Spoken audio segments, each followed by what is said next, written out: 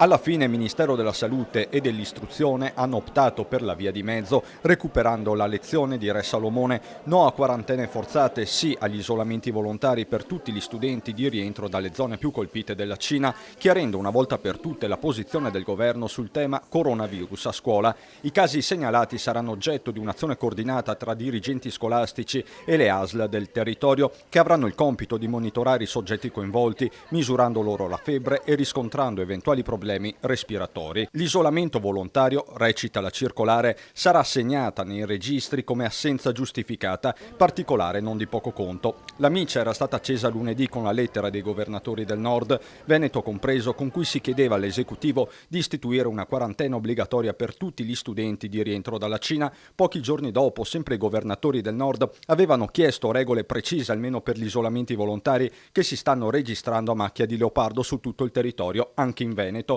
Adesso è lo stesso Zaia a chiudere il cerchio di una settimana infuocata, incassando nei fatti una vittoria e parlando di una misura responsabile. Ma a me sembra buon senso, guardi, io sento il Ministro più volte al giorno, il Ministro Speranza, e il rapporto è assolutamente di assoluta collaborazione, qui non c'è politica, non c'è niente, ma c'è buon senso. Se avessimo dei ragazzi infettati nelle scuole sarebbe una tragedia. Quanto alle accuse di favorire discriminazione tra i banchi, che gli sono piovute addosso anche attraverso campagne social, Zaia scandisce a chiare lettere.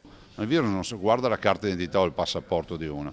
Allora, se il cittadino cinese, la scuola cinese, il ristorante cinese non è tornato il gestore non è tornato da Wuhan, che è zona infetta, vale come un trevigiano piuttosto che un padovano che non ci è mai andato a Wuhan, punto. Finiamola queste menate, parliamo di coronavirus.